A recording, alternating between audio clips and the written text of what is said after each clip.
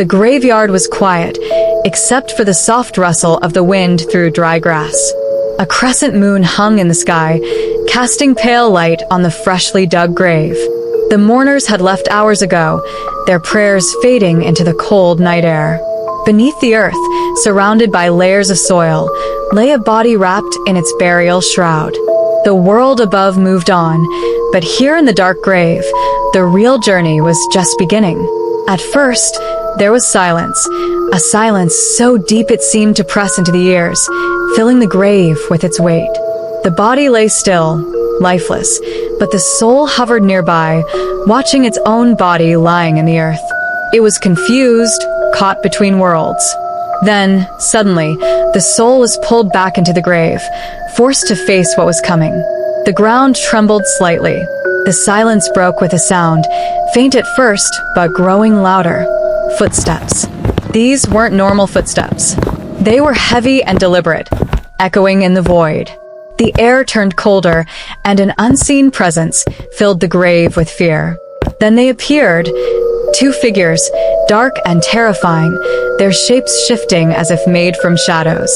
These were Munkar and Nakir, the angels who questioned the dead. Their glowing eyes pierced the darkness. Their faces were strange, neither fully human nor fully angelic. They stood tall, their presence overwhelming. One of them spoke, their voice loud and deep, like thunder. "Who is your Lord?" The soul shook with fear. For those who had lived good lives, the answer would come easily, bringing some light to the grave. "My Lord is Allah," they would say, their faith protecting them from the fear. But for those who had ignored their faith, the words wouldn't come. They stammered, unable to speak, drowning in regret. The second angel stepped forward. Their voice was sharp, cutting through the darkness. "What is your religion?" The grave seemed to shake with the weight of the question. For the believer, the answer was clear. "My religion is Islam," they would say, their words bringing more light. But for those who had turned away from their religion, the grave tightened. The walls felt like they were closing in, the darkness swallowing them whole. Finally, the angels asked the last question. "Who is your prophet?" For those who loved and followed Prophet Muhammad, peace be upon him, the answer came with relief. They spoke his name with respect, and the grave became wide and peaceful. But for those who rejected or ignored him, the answer wouldn't come.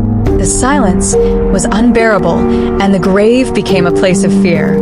The angels waited, their glowing eyes fixed on the soul.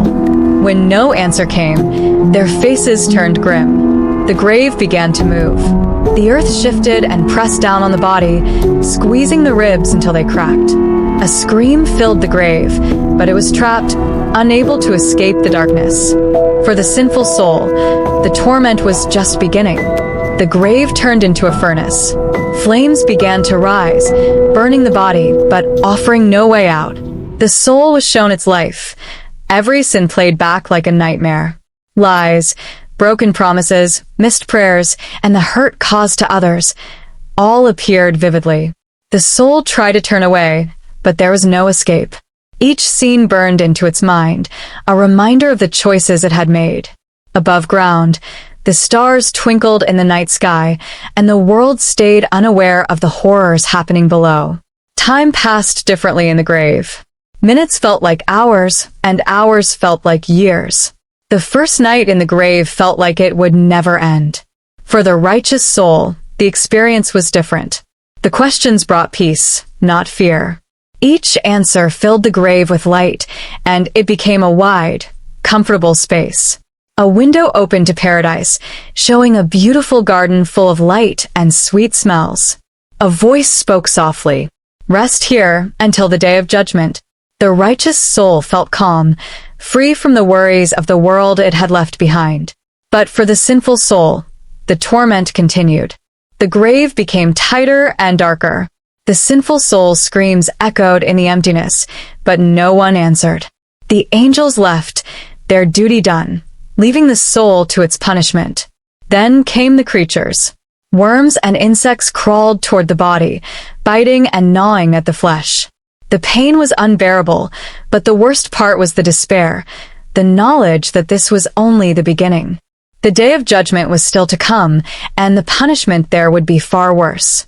Above ground, the living said prayers for the dead, hoping to bring them peace. Some gave charity, recited verses from the Quran, and begged Allah for mercy on their behalf. These acts brought small moments of relief to the tormented soul. But for those who had no one to pray for them, the darkness stayed unbroken. As the night dragged on, the grave seemed alive, moving and shifting with the soul's experiences. For the righteous, it was a place of peace, a glimpse of the paradise waiting for them. For the sinful, it was a prison, a furnace, and a pit of despair. The first night in the grave was not the end. It was just the start of an eternal journey. The moon disappeared, and the first rays of dawn lit up the sky. The world above began to stir, unaware of the events below. Life carried on, but for the soul in the grave, the journey had only just begun.